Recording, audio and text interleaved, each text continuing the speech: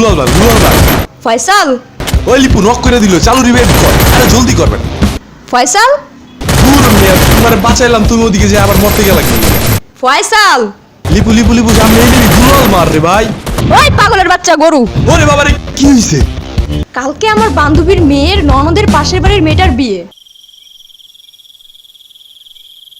তো তোমার কি? আরে আত্মীয় মানুষ না গেলে কেমন দেখায় না? আত্মীয়?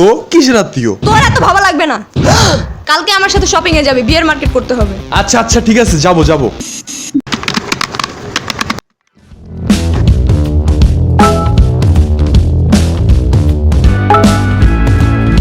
না, নিচতলায় শাড়ি নাই, উপরেই চলো। ঠিক আছে চল তাইলে। আরে এত কষ্ট করে সিঁড়িতে যাবা কেন? এসকেলেটরে চলো। আচ্ছা ঠিক আছে তাহলে লিফটে চল। আরে দূর, লিফট ওই শপিং মলের ওই মাথায়, এসকেলেটরেই চলো। এখন যদি আমি এটাতে উঠি,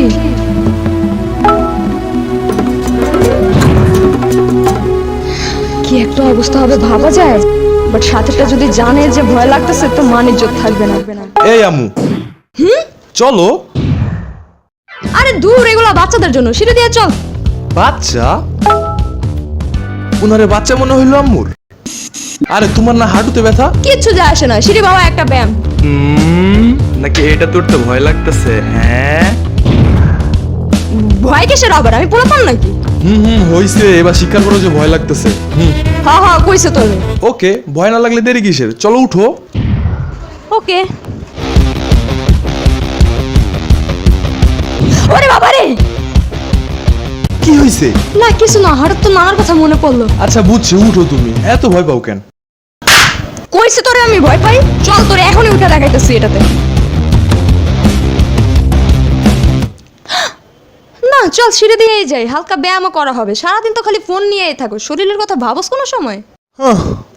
হ্যালো, শ্রাবণীর বান্ধবী টুম্পা। হ্যাঁ ভাইয়া বলেন। শুনো, তোমার ব্ল্যাক গ্রুপটাকে এখনই পাঠাও, ইটস অ্যান ইমার্জেন্সি, কুইক।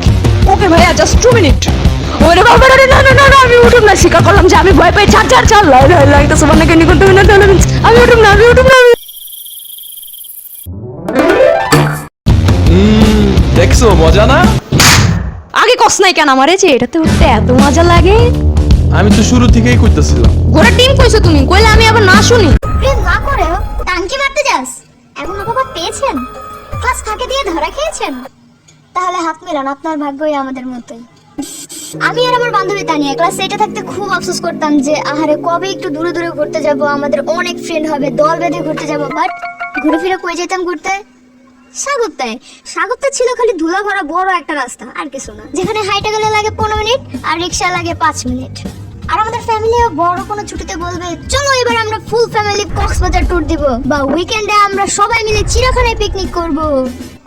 এগুলো আমাদের জাস্ট কল্পনা মানায়, কারণ আমাদের ফ্যামিলি এমন লুতুপুতু টাইপ ছিল না দুজনেরই। আবার যদি শুনে যে একাই অমুক জায়গায় চলে গেছি, তার সন্দেহ শুরু হবে। কিভাবে গেল সেখানে, কে ছিল ওদের সাথে, কেন গেল সেখানে?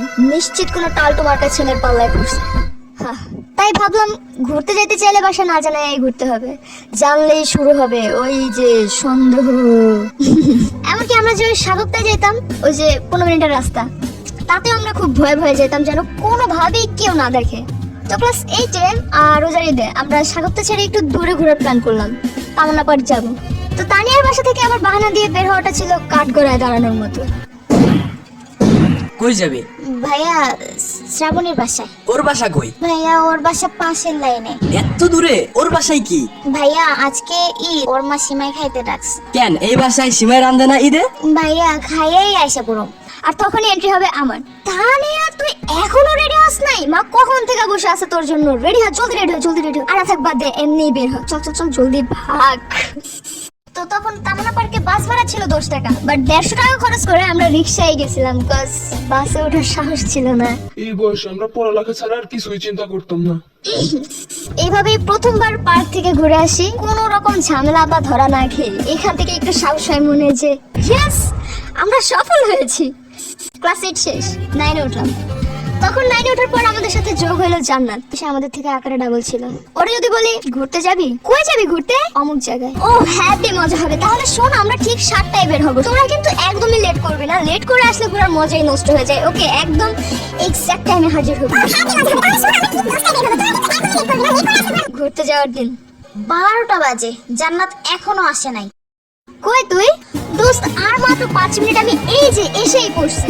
তো ক্লাস 9 এর শেষের দিকে, সেদিন আমাদের ক্লাস ছিল না। ভাবলাম একটু ঘুরেই আসি, কি বলিস? দোস্ত আমারও নে। আচ্ছা যাইস, ছোট মানুষ শখ করে যাইতে চাইছে।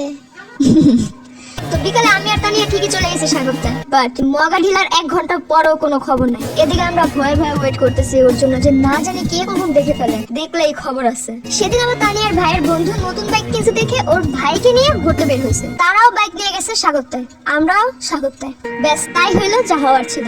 তানিয়ার ভাই দেখে ফেলছে, তখন কিছু বলে নাই, বাট সে আমাদের আগে বাসায় এসে আমার আম্মুর সাথে দেখা করে বলছে যে ওরা অনেকক্ষণ ধরে দাঁড়ায় কার জন্য যেন ওয়েট করতেছিল। আন্টি আমার নিজ চোখে দেখা, বারবার বাস স্ট্যান্ডের দিকে তাকাইতেছিল।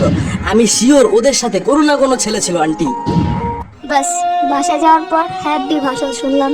পরে আর কি, এভাবেই তার ভাই আমাদের ঘোরাঘুরিতে বিশাল একটা বাস দিয়ে দিল। আর তারপর জান্নাত, দোস্ত আমি এসে পড়ছি। ছকাকো দেখছেন স্যার? কি দেখতে কস? এখন যদি একটা ফোন না চালাইতাম তাহলে লকডাউনে ক্লাস করতে পারতাম না, অশিক্ষিত হয়ে থেকে যেতাম। তা তো বটেই। আর একবার খালি কলেজে ক্লাসে ফোন নিয়ে ধরে দিয়েছিলাম দেখে কতগুলো কথা শুনেছিলেন, মনে আছে? রিভার্সে কিসের ফোন রে? পকনা প্রথম ব্যর্থ কালকেই গার্ডিয়ান আনবে, একটু তো প্রথম ফোনের কি বুঝে? হ্যাঁ তাই কত কথা।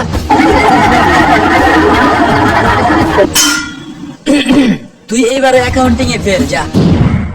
তোর মারে আমি জানাইতেছি তুই ঠিক মতন পড়াশোনা করস না। দাঁড়া। হাই না না না না না স্যার স্যার, আমি তো এমনিই কইছি, ক্লাসে ফোন চালানো কত বড় পাপ আমি তা জানি না, কোন জানি না। তুই ফেল। স্যার কি? এইবার আম্মুরে বলে আপনার প্রাইভেটের বেতন 2 মাসের এক্সট্রা দিব, আগের 4 মাসের বকেয়া সহ। কে জানে এবারও বেতন দেওয়ার সময় গায়েব হয়ে যায় কিনা। না হবে না মনে হয়। শ্রাবণী তুই না আসলে খুব ভালো ছাত্রী, মানে ক্লাসে তোর মতন মেধাবী আর একটাও নাই। বাট স্যার আমার রোল 1 আর শ্রাবণের তো 163। ওই চুপ থাক, তুই কি আমার কাছে পড়স? কি সব টুকে পোলাপান কোচিং এ পড়স? তাই তো তোর রুল 1, নাইলে তোর রুল 163 হইতো। কিন্তু স্যার আমার রোল 1। সেইটাই তো ক, 1 বড় না 163 বড়? মাথা মোটা পোলাপাইন। তাহলে তো স্যার শ্রাবণী থেকে আমি বেশি ভালো স্টুডেন্ট, কারণ আমার রোল 200। আরে চুপ থাক। আচ্ছা কোথায় যেন ছিলাম? সময় আর্থিক বিবরণী ছকাকো।